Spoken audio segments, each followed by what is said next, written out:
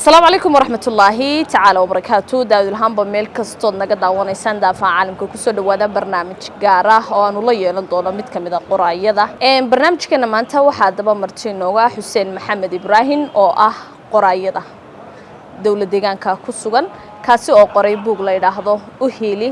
Ilmahaaga. Soo dhaw Xuseen, ku soo dhaw SRTV iyo waliba barnaamijka gaarka ah kula yeelan doono. وأنا ولا لا أدبر ما تسنتهين أذي بعض SRT فيبا وأنا واي حسين وبوجا وأهيل المهاجة طبعا بدين تاني ده أيامات هذا أدور المهاجة والد ونأكسن أبو ونأكسن أما هو ونأكسن بوجا أنا وحن فيليا إنه كوبسن دونه وصف عنه فاهين دونه وحيابها بوجا محكو بدليين القرطة أنت هذا بدنا أدبر ما تسنتهاي ولا لا وسؤال مهمة buugan runtii horta qof kasta oo wax qora waxa jira oo sabab ka dambaysa inuu wax qoro wax qoritaanku waa hawl adag oo culus weeyaan oo dabcan waqti badan baa ku baxaya waxyaabo badan bay u baahan tahay sabir badan iyo waxyaabo badan bay dabcan u baahan tahay marka in wax loo qoro maadaama hawl culus tahay qofna kuma dhiiradeen isagoo ayna sabab ka dambeeyay ama wax riixaya aanu jirin marka kulli si guud wax u baa ka dambeeyay inaan buugan qoro oo wax riixayay ayaa jiray sheeko dheer oo waqti qaadanaysa ayay noqonaysaa inaan wax qoro ama buugan aan qoro la magac baxay U Hiili Ilmahaaga arrimaha ugu badan igu kalifay waxay ahayd sidaan wada ogsoonahay waqtigan aan ku jiro waxa isbedelay waxyaabo fara badan oo dhaqankii ka mid yahay Soomaalida wanaagsanaa oo ay ka mid tahay diintii iyo akhlaaqiyadkii oo dhaawac fara badan u soo gaarayo sabab jira awgood dayac fara badan oo dhanka diinta iyo dhanka akhlaaqda iyo dhanka dhaqanka intaba ka jira ayaa u muuqanaya qofka dabcan baraarugaya arrimahaas dabcan danqashadiisu ay ku jirto marka aan arkay daayirtii isbedel badan oo ku imaanaya xagga akhlaaqdii kaga imanaya xagga dhaqankii kaga imanaya iyo xagga diintii intaba kaga imanaya yaa waxaan go'aansaday inaan daraasad ka sameeyo arrintan waxyaabaha sababay ee ka dambeeya iyo waxa ay dabcan arrimahaasi waxyaabaha keenaya kadib daraasado kooban waqtina qaatay baan sameeyay daraasadaha aan sameeyay dhinacyo badan baan ka sameeyay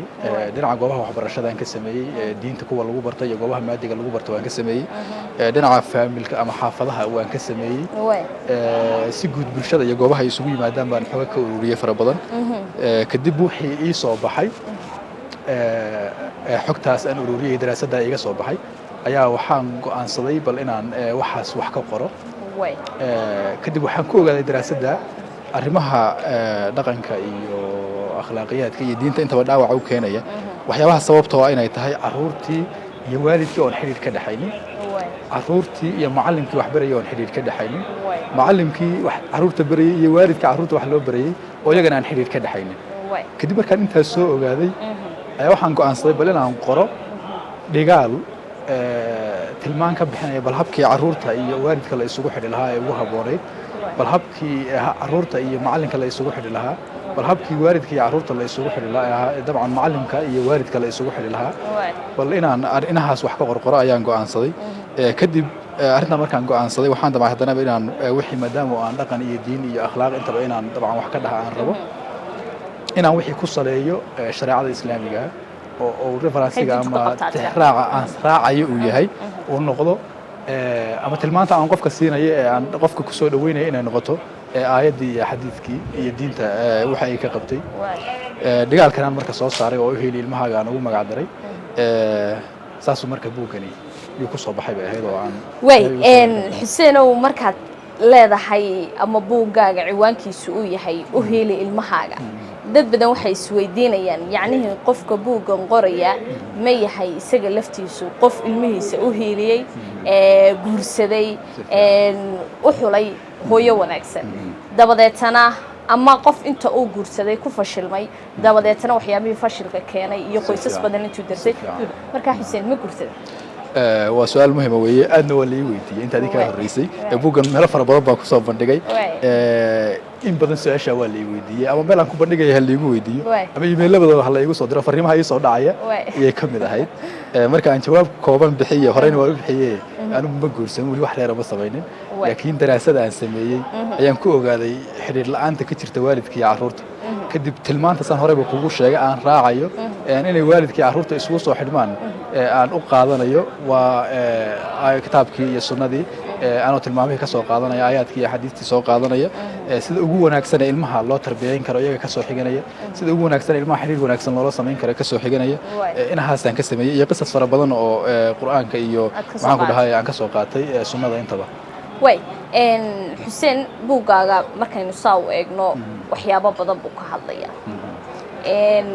waxyaabaha aad isleedahay daawadayaasha ina daawanaya way ku xulan karaan oo shan ah maadaama inaan buugga halkan kusoo koobi karin shan shay ay ku xulanayaan gabadhuna ugu xulayso ninkeeda aabbo wanaagsan carruurteeda ugu xulayso sidoo kalena ninku uu hooyo wanaagsan ubadkiisa uu ugu xulayo maxaad odhan lahayd waad mahadsan tahay su-aasha haddii aan dabcan xaggeeda u leexdo waan ka hadlay oo dhigaalka cutubka koowaad yaa wuxuu ka hadlayaa xulashada lamaanaha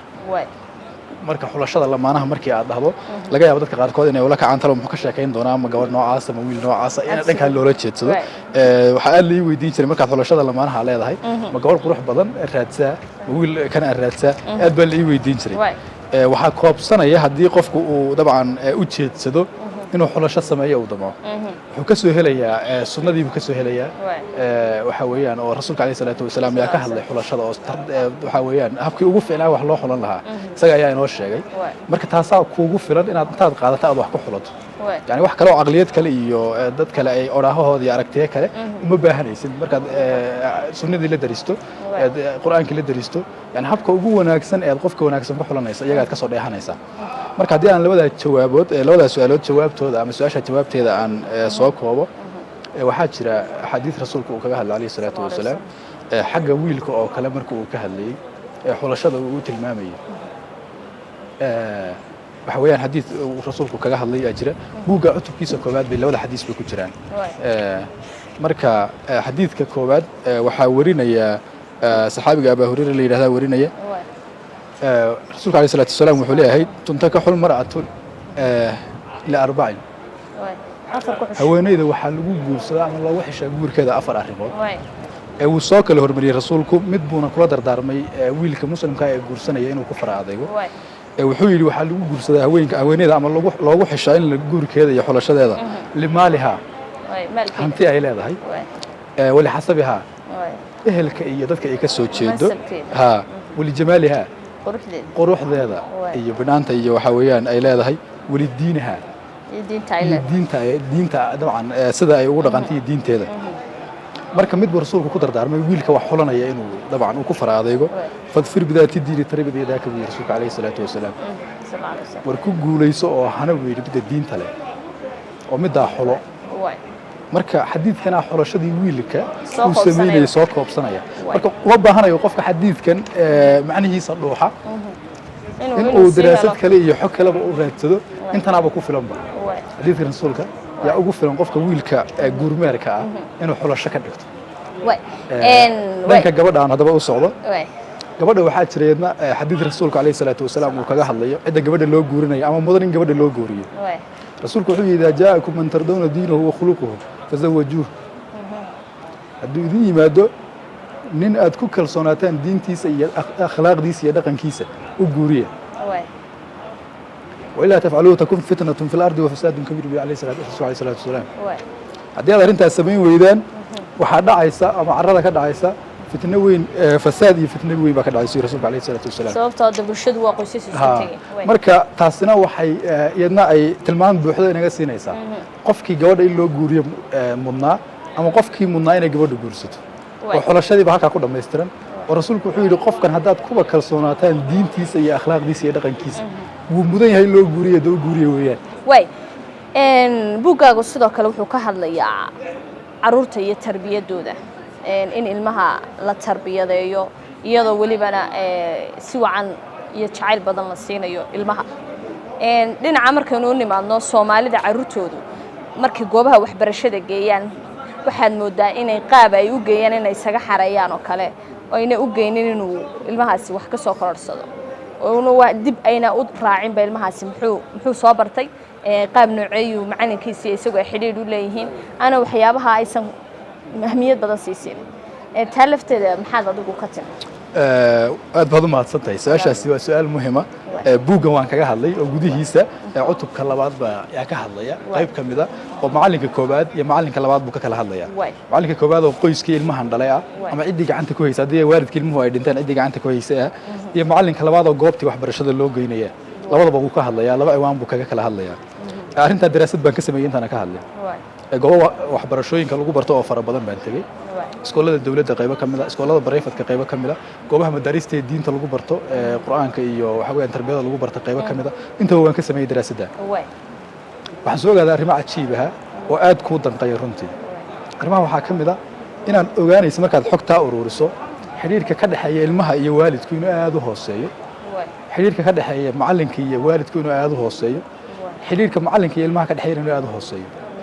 waana saddexdii meelood la rabay in xiriirkooda aad u sareeyo tii bedelkeeda marka saddexdii la rabay in kor u sareeyaan oo aad u qiimo dabcan xiriir badan oo ka dhaxeeyo xiriir la'aan badan baa ka jirta waxyaabaan soo ogaaday waxaa ka mid ah inaad arkayso waalid ilmahooda uu iskool dhigto iskoolka koowaad buu ka bilaabay ilaa 12aad buu gaadhay 12aad ilaa heer jaamacadeed buu sii gudbay ilmahaas muddada 15 sano ku beegan wax baranayay waalidkaasi macallimiintii wax u bari jirtay ma yaqaanaan iska daa waalidkaasi inay isdhahaan ilmahan aad dhasheen bal si uu ilmo wanaagsan oo wax fiican barto u noqdo bal kow horta waxaad ogaataan macalinka ilmihiina aad u dhiibanaysaan waa macallin noocee akhlaaqdiisu waa noocee aqoontiisu waa noocee maadadu ilmahaaga u dhigaya aqoon intee leeg buu leeyahay macallinkani dabeecad nooc ma aha iyo ilmaha ka dhaxli karaa macallinku waxyaabaha si isku fahmi karaan qaabkee macallinkani ku yahay inuu ilmahaaga hadda aynigana uu wax fahansiiyo inay waxyaabahaas oo dhan darsaan iska daayay xataa ma yaqaanaan macallinka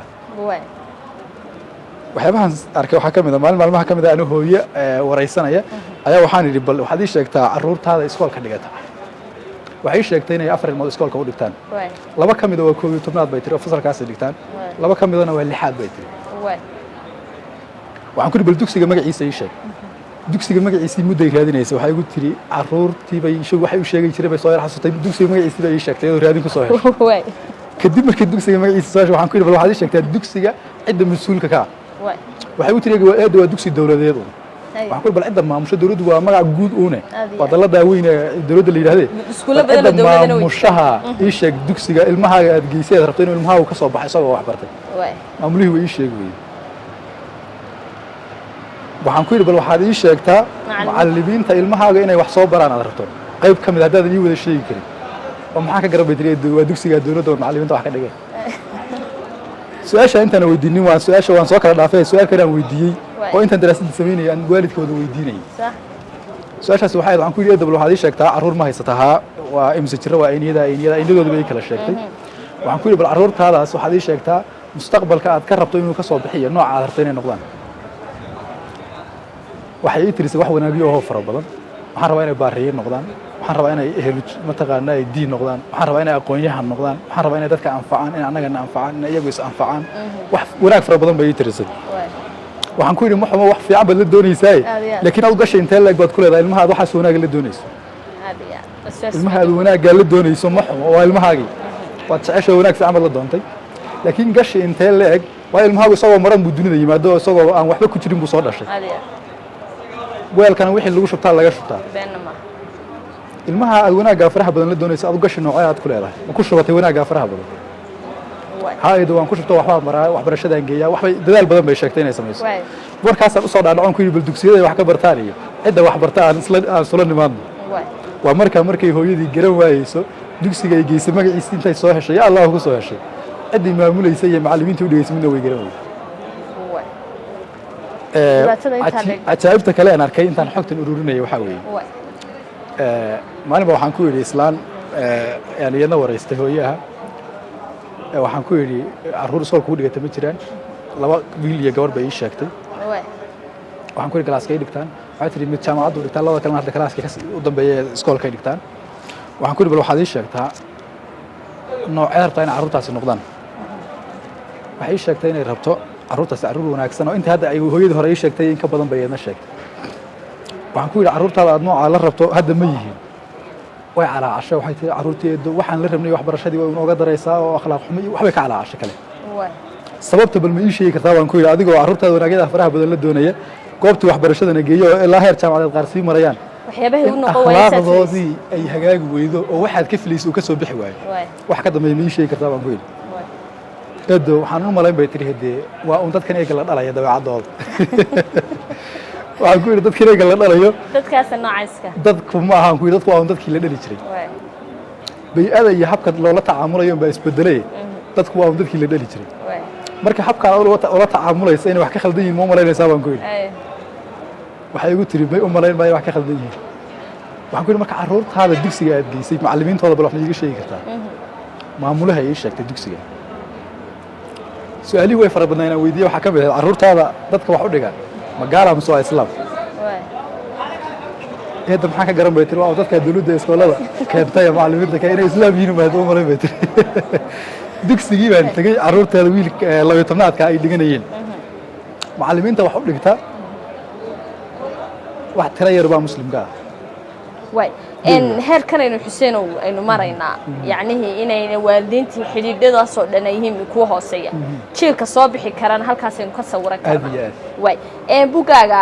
qaybo badan oo kamid ah iyaga waxaad kala hadashay wada hadalka waalidka inuu isaga laftiisu door muhiim ah ilmaha ku leeyahay su'aalaha ugu dambeeyay barnaamijkan ku soo koobi karnaa badana qoysaska Soomaalida markaad aragto guryaha ilmaha hortiisa waalidku ay isku laayaan waxay doonaan ay isku dhaxdaan taasoo marka laga hadlayo cilmi nafsiga iyo waliba akhlaaqiyadka oo dhan saameyn ilmaha psychology ahaan nafsi ahaan ku keenta dhibaatooyin fara badan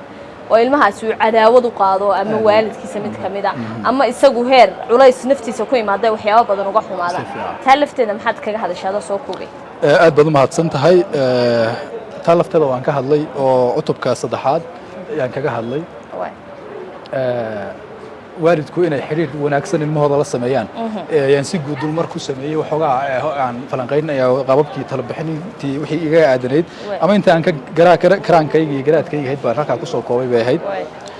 waa sida aad sheegtay oo ilmuhu la tacaamulka waalidkiisa ayuunba ama wanaag ka dhaxlaa inta badan ama xumaan ka dhaxlaa waa kii xadiidkii rasuulka calayhi salaatu wasalaam kullu mawluudin yuuladu cala alfitra faliabawayhi yuhawwidaanihi aw yunasiraanihi aw yumajjisaanihi كما قال رسول الله صلى الله عليه وسلم كمد والبا oo la dhalo wuxuu ku dhashay diinta waalidkiisa ama yahuudiye ama nasraaniye ama majuusiye taama aada waxa aha mid walba oo la dhashay inuu akhlaaq wanaagsan ku soo dhashay isagoo aan akhlaaq xumaan u soo dhasho waalidkiisa uu dhaqamada ama xun ama wanaagsanadu uu ka dhaxlo arrintaasi waa arrinta marka su'aasha hadda weydiisay waa su'aal ay Soomaalidu aad ugu dilan tahay weeyaan waxaa iska yar in ay waalidka Soomaalidu ilmahooda ay bal la tacaamulaan oo ay waqti la qaataan oo ay la sheekaystaan si ay u ogaadaan ilmahoodani wuxuu ku hamiyayo waxa qalbigiisa ku jira waxa uu bulshada kala soo kulmay wixii uu maanta soo bartay wixii qalbigiisa maanta ku soo dhacay si ay u ogaadaan inay intay meel ugu yeeraan ay waqti la qaataan aad bay u adag tahay taas marka waxay sababtay in xiriir waalidkii iyo ilmihii uusan ka badhaxaynin iyo inay waalidkii ogaanin bixil ilmahooda akhlaaq xumada uu bartay xilli waxa weeyaan uu baaytoona inaan ogaanin marka arrintaas tala bixin muhiim aan ka bixiyay intii kulli ilaahay iga karansiiyay baan halkan ku qoray waxa kale oo iyana arrimaha arrintaan la xiriidha kamida waalidka Soomaalidu akhlaaq xumada iyo dhaqan xumada waxyaabaha ugu daran waxa kamida markaan inagu dad musliman nahay Soomaalida gudaheeda ka jira inta badan la oran karo waalidka sabab waa inay carruurtu waxyaabaha la dhaqan galaan waxa kamida ballanta oo aan la tixgelin oo ballan darrada waxa la yiraahdo beenta oo lagu dhaqmo oo ilmuhu waalidka inta badan markii uu xumaata soo sameeyo hadii ay weydiiyaan been buu uga sheegaa ma soo sameeynin buu dhahaa marka dib u fiiriso ee si cilmi ah u fiiriso ilmahaas inuu beenta sheego waxa sabab ugu aha kulli shaydaan baa sabab ugu ah laakiin waalidkuna qayb bay ka yihiin sababta waalidkani ilmaha way cabsi galiyeen heer waxay gaarsiiyeen marka hadduu run sheegay ay dilayaan marka si uu isu badbaadiyay mar badan been u sheegayaan marka akhlaaq xumo soo sameeyay ballan darrada dhankeeda oo kale waxaad arkaysaa waalidku ilmaha markuu yar yahay ballandarrada ku baababayaan waxaa laga ku baraarugsanay waalidka intooda badan martina dadka barnaamijkan daawan doona in ay arrintaas qaybo kamid ah ay wax badan ka anfici doonto insha Allah ilmuhu marka uu yar yahay waalidku waxay dhahaan waxa laga yaabaa abuhu markuu magaalada kale aadayo carruurtu waa wax waalidku way jecel yihiin kolka yar yihiin inuu ilmuhu ka soo dabo orda waalidku waan ku raacay wax aan ka soo dhaw abahaas isagoo raba inuu ilmihiisa iska reebo yaa wuxuu ku yidhahdaa markaan soo noqdo aabbo nacnac baan kuu keenaya maxay baan kuu soo gadayaa kanaan kuu samaynayaa mana fuliyaan markuu aabbihii tago ee uu dantiisii soo guto isagoon wixii wadin buu ilmuhu imanaya ilmahaas meeshaa laba qodob buu ka baranayaa kow ballandarraduu baranayaa beentiina wuu baranayaa maalin maalmaha ka mid ahaa anoo maqaal akhriyaya maqaalka waxaa weeyaan waxaa qoray nin reer jarmalahaa qoray yaa wuxuu yidhi wuxuu ka hadlayay ballandarrada waxaa la yidhaha ama ballanka baxa wuxuu yidhi wiil baan dhalay buu yidhi wiilkaan dhalay baan maalin maalmaha ka mid anoo shaqo ka imaaday oo soo daalay baan guriga imaaday gurigaan ku nasanayay buu yimaaday uu iyo rafaadiyey buu waxaan damcay wiilkan inaan iska seexiyo oo rafaadka anaan yar nasto isna uu iga nasto waxaan ku yidhi aabbo galabta waan israacaynaa fasax baan ahay suuqaan isu raacaynaa waan soo waxaa weeyaan tabashlaynaynaa marka seexo haddaad seexato galabta waad iraacay ilmihii wuu yaraabiyo wixii 5 jir buu ahaa wuu seexday isagoo jiifa xilligii shaqada aan aadayay la gaadhay ilaa fasax ma ahayn oo been baan u sheegay shaqadiidii baa iska aaday markuu soo toosay wuu ooyey wixii uu samayn karay hadee uu dabcan iscilkaanbiyi karay wuu iscilkaanbiyey ana shaqadiidii waan iska soo gutay habeenkii baan imaaday su-aashii weydiiyey aad bay igu adkaatay inaan ka jawaabo warwareeg badan adigu wiilkii waan qanciyey sidii baan isku daynay wiilkaygu wuu weynaaday wiilkaygii isagoo oo 32 sano jira oo anna oday ah yaan maalin maalmaha ka mid arrin ballan kula galay ballantii bay iga baxay aad baan u dhibsaday ilaa waalid baan ahay markii dambe aan kulanay baan canaan fara badan canaantay aad baan u canaantay kadib canaantii faraha badneed aan canaantay maqaalkan waxaa soo tabiyey Soomaaliya isagoo yaa la soo qoray isagoo Soomaaliyan anigu akhristay kadib markii aan canaantay ninkii intaan canaantay oo arrintiisna iga raali geliyey yaan idhi buu yidhi maxaa ka dambeeya ilmihii aad dhashay inuu ballanta kaagaga baxo xasuustaydii baan dib u celiyey waxaan ogaaday wiilkaygan isagoo oo 5 jir ah inaan anu been noo sheegay ballantana kaga baxo marar badan aan samayn jiray arrinta ayada markaasaan ogaaday buu yidhi inuu ilmuhu been sheega ballantana uu ka baxo inay inta badan waalidku sabab u yihiin marka waxyaabaha dabcan keenaya in akhlaaq xumadu ama dabcan dhaqan xumadu ay soo farabato aad bay u fara badan yihiin laakiin inaha aan soo daraasadaha inta wada aan soo akhriyay ama maqaalada aan soo akhriyay ama xogaha aan soo ogaaday taasina ka mid ahayd marka guud ahaan Xuseen oo inagoo ku sii shaqeynaa qaybihii ugu dambeeyay su'aasha ugu dambeysay barnaamijka buugaagan maxaad is leedahay akhristayaashu way ka dhaxli doonaan marka ay akhristaan inagoo waxaad ka heli kartaan Jigjiga Book Fair oo hadda ay yaalaan madbacadaha sidee maxaa ugu dambeyn ay ka faa'iidi doonaan baad is leedahay akhristayaashu oo way ka dhaxli doonaan markay buugaaga akhristaan aad baad u mahadsan tahay akhristayaashu buuggan horta buuggani waa buug islaamiga oo shareecada iyo islaamka dabcan ku salaysan oo referensiga ama taxraaciisu kitaabkii sunnada yahay waxaa ku jira aayaad iyo axaadiis tiro badan waxaa ku jira aqwaal culimo oo fara badan baa ku jirta waxaa ku jirta qisas iyaguna waxaa weeyaan islaamka dhexdiisa ka dhacay qofku marka laga yimaado talaawooyinka iyo aragtiyaha kale ama aniga khuseeya aan anigu dabcan ku tabinayo buugga gudihiisa ama daraasadihii aan sameeyay aan ku soo ogaaday in buugga gudihiisa ku tabinayo waxyaabaha uu qofku ka faa'iidayo waxaa ka mid ah inuu qofku ka xulashada uu sameeyo diinta islaamka ku saleeyo oo halkan ka ogaado xadiiskii rasuulku arrinta uu dabcan uu kaga hadlay in qofku tarbiyada wanaagsan ee ilmihiisa la tarbiyanayo uu diinta ka soo qaato oo halkan iyadana aan ku soo koobay intii aan dabcan ka gaaray aayaadkii iyo axaadiistii in qofku uu helayo qisas islaamiga oo tusinaya oo ka dheehanayo ilmaha sida fiican loo tarbiyeeyo midhaha laga helayo iyo ilmaha tarbiyadu ku xumaatay midhaha laga helayo labaduba sida ay kala yihiin kolba wixii aad beerato waxaa ku jira buuggan nin walba geedka uu beerto ayuu midhihiisa goostaa oo aan sii qeexay oo haddii maanta dee aan ninku uu beer timira beerto ama hadda deegaankeen maanta haddii aan beero timira beerano waxaynu helaynaa timir un baynu guranaynaa macaan baynu markaa cunaynaa timirtu waa macaan haddaynu qaji beerano iyada maxaan guranaynaa barbarninkii beertay gubta qaji haddaan beeranana qaji un baan guranaynaa marka qof kasta wuxuu ilmihiisa ku shubto ilmaha waxaa lagu tusaaleeyey waa xaashidan oo hadda kale ilmuhu markuu soo dhasho hadda xaashidan qalinkan wuxuu qorayaa yellow wuxuu qorayaa buluugaasuu qorayaa haddaan qalin madow ku qoro madow baa ku qormaya haddaan kan ku qorana buluug baa ku qormaya oo qalbi waxa ilmaha ku shubto ilmaha wixii lagu shubto ayaa ka soo baxa marka in uu qaab wanaagsan ilmihiisa waalidku wax ugu shubto ayuu qofku halkan taladeedii ka helayaa waxaan rajaynayaa marka insha Allah akhristayaashu inay wax wanaagsan ka heli doonaan dad badan oo akhristana way jiraan oo buugan 2023 dabacadiisii koobaad sameeyay ilaa 3,000 oo xabaan laga iibsaday dad tiro badan 3,000 oo qof iyo wixii ay sii gaarsiiyeen kale ayaa akhristay fariimaha ugu badan ay soo dhaca waa inay dadku yimaad celiyaan oo dhahaan talo wanaagsan baan ka helay wax aan la'aaba ii soo baxay tarbiyada carruurta oo aan meel aan ka soo saara garan la'aabaan ka dhaxelay